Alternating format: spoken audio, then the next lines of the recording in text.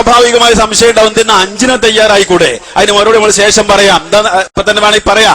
എന്താന്ന് ചോദിച്ചാൽ, ഈ ഒരു 5 ഇപ്പോ, പിന്നെ അത് കഴിഞ്ഞാൽ വേറെ ഒരു 5 ആയിട്ട് വേറെ വരും. ഈ വിഷയം വന്നാൽ, ഈ മൗലിദുമായി ബന്ധപ്പെട്ട വിഷയത്തിൽ അതിൽ അവർക്ക് ഈ പറഞ്ഞ 5 ഉദ്ധരിക്കാമല്ലോ. ഓരോന്നിനും നമ്മൾ ഇൻഷാ അല്ലാഹ് മറുപടി പറയുമായിരുന്നല്ലോ, അല്ലേ? അപ്പൊ സ്വാഭാവികമായി അവർക്ക് പിടിച്ചു നിൽക്കാൻ സാധ്യമല്ല എന്ന് ബോധ്യമായത് കൊണ്ട് മാത്രമാണ് ഈ ഒരു നിലക്ക് സബീന വെച്ചുകൊണ്ടോ നമ്മുടെ നാട്ടിലുള്ള അത്തരം മൗലിദിന്റെ കിതാബുകൾ വെച്ചുകൊണ്ടോ ചർച്ചയ്ക്ക് തയ്യാറാവാതിരുന്നത് എന്ന് നമ്മൾ വളരെ വ്യക്തമായി മനസ്സിലാക്കേണ്ടതുണ്ട്. ഇനിയോ നമ്മൾ മനസ്സിലാക്കേണ്ട മറ്റൊരു പ്രധാനമായ കാര്യം എന്താണെന്നറിയോ പ്രിയമുള്ള സഹോദരന്മാരെ? ആ ചർച്ചയിൽ നമ്മോട് പറയുന്ന ഒരു പ്രധാനപ്പെട്ട കാര്യമുണ്ട്. എന്താ അത്?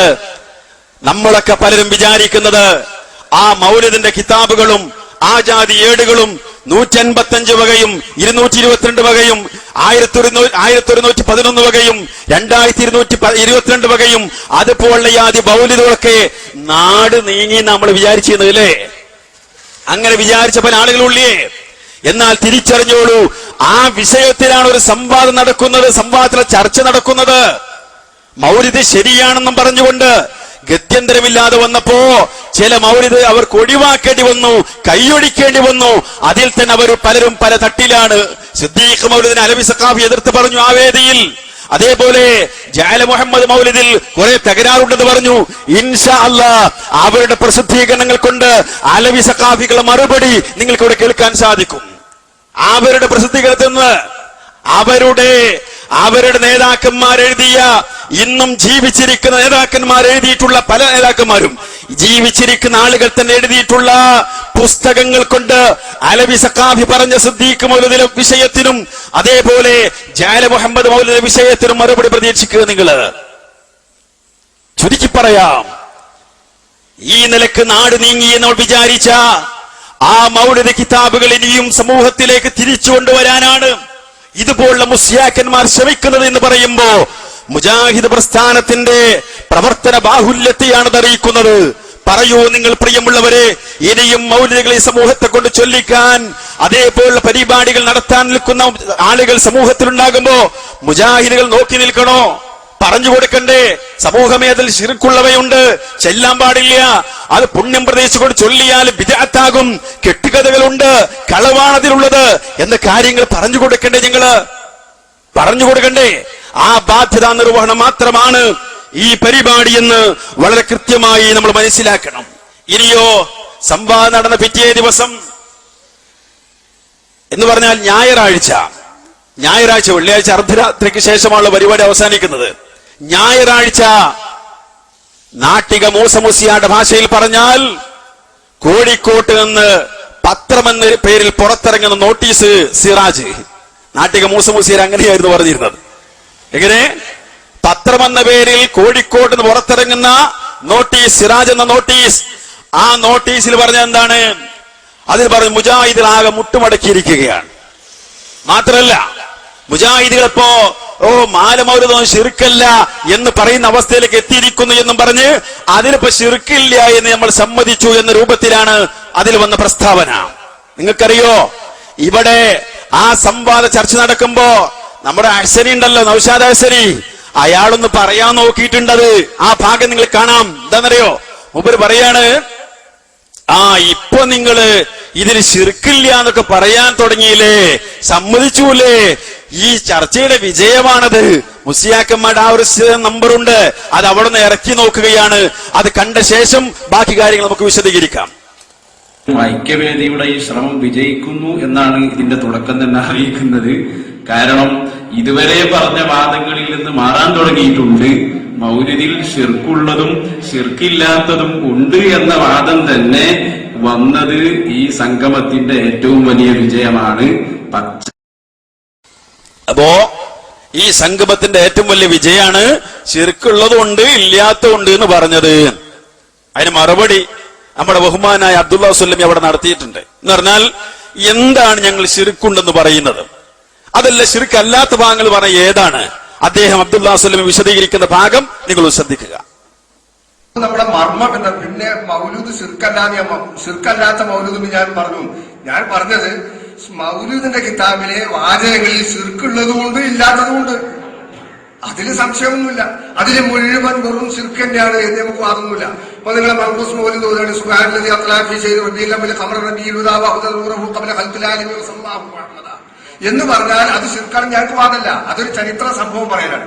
പക്ഷേ എവിടെയാണ് അത് ശിർക്ക് വരുന്നത്, എവിടെയാണത് തെറ്റായ കാര്യമായി മാറുന്നത് എന്നത് നമ്മൾ സംവാദത്തിലാണ് പറയേണ്ടത്. അല്ലാതെ ഇവിടെ ഏതെങ്കിലും ഒരു കൂട്ടരെ മുസ്ലിക്കാണോ അല്ലേ എന്ന് തെളിയിക്കുന്നിടത്തല്ല നമ്മുടെ സംവാദം നിൽക്കുന്നത്. നമ്മൾ ഈ വിഷയത്തിൽ തന്നെ ഒതുങ്ങി നിൽക്കണം. നിങ്ങൾ പറഞ്ഞ പോലെ അപ്പോ ശിർക്ക് ഉണ്ടെന്നോ ഇല്ലയെന്നോ പറഞ്ഞത്? ഉണ്ടെന്നോ ഇല്ലയെന്നോ? ഉണ്ട് എന്ന് തന്നെ പറഞ്ഞേ.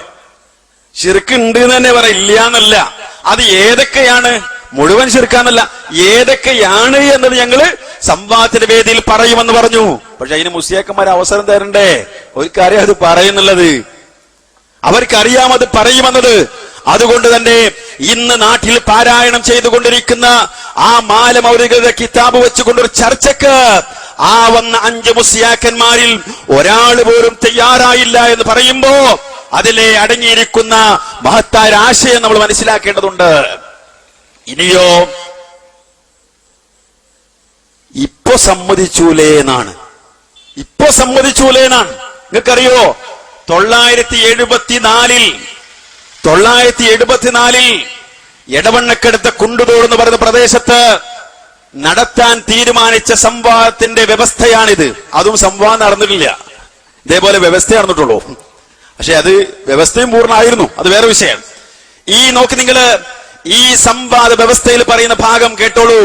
എന്താണെന്നറിയോ? പുതിയത് ഇപ്പൊ സമ്മതിച്ചൂലേ എന്നാ പറഞ്ഞത്. കേട്ടോളൂ. അംബിയ ഔലിയ തുടങ്ങിയവരുടെ പേരിൽ മദ്ഹ് പറയുകയും അന്നദാനധർമ്മം ചെയ്യലും എന്ന മൗലിദ്, മാല തുടങ്ങിയവ നിർവഹിക്കൽ സുന്നത്താകുന്നു. സുന്നികൾ ഓലെ വാദത ആ മൗലിദ് അതുപോലെ ഏർപ്പാട് നടത്തൽ സുന്നത്താണ് എന്നാ മുജാഹിദീൽ പറഞ്ഞ കേട്ടോ. ഖൈറും ബറക്കത്തും ലഭിക്കാനും ആപത്തുകൾ തടുക്കാനുമായി ഇന്ന് നാട്ടിൽ നടത്തി വരാറുള്ള പോലെ മൗലിദ്, മാല മുതലായവ നടത്തുന്നത് ബിദ്അത്താണ്, ബിദ്അത്താണ്. അഹ്സരി അതെങ്കിലും എടുത്തൊന്ന് വായിക്കണം നിങ്ങള്. എന്നിട്ട് മതിയായിരുന്നു നിങ്ങൾക്ക് സിറാജ് എന്ന നിങ്ങളുടെ നോട്ടീസിൽ പ്രസ്താവന കൊടുക്കൽ. അതിന് പിന്നെ എന്തും കൊടുക്കാലോ, അങ്ങനെയാണല്ലോ. അതുപോട്ടെ. അപ്പോ അത് ബിദ്അത്താണ് കേട്ടോ. ഖൈറും ബറക്കത്തും ലഭിക്കാനും ആപത്തുകൾ തടുക്കാനുമായി ഇന്ന് നാട്ടിൽ നടത്തി വരാറുള്ളത് പോലെ മൗലൂദ്, മാല മുതലായവ നടത്തുന്നത് ബിദ്അത്താണ്. ഇനി കേട്ടോ, മാത്രമല്ല അവയിൽ പലതും ശിർക്ക് ഉൾക്കൊള്ളുന്നവയുമാണ്. ഞങ്ങൾ ആ വാചകം വെറുതെ കൊടുത്തായിരിക്കും നിങ്ങള് തന്നെ? ഞങ്ങൾ ആ വാചകം വെറുതെ കൊടുത്തായിരുന്നോ? മുജാഹിദ് പ്രസ്ഥാനത്തിന്റെ ചരിത്രം പഠിക്കണം നിങ്ങള്, വാദപ്രതിവാദങ്ങളുടെ ചരിത്രം പഠിക്കണം നിങ്ങള്. മനസ്സിലായോ? അപ്പോ ഈ നിലക്ക് അതിൽ പറയുന്നത്, എന്നിട്ട് എത്രത്തോളം പറയുന്നതോ, ചില നേരത്തെ മൗലിദ് വേണമെങ്കിൽ പാരായണം ചെയ്യാ. എപ്പോ വല്ല ചരിത്രമൊക്കെ ഉണ്ടെങ്കിൽ അത് പഠിക്കണമെങ്കിൽ വരെ പാരായണം ചെയ്യാന്നാ പറഞ്ഞേ. മൗലിദ് പുണ്യല്ല.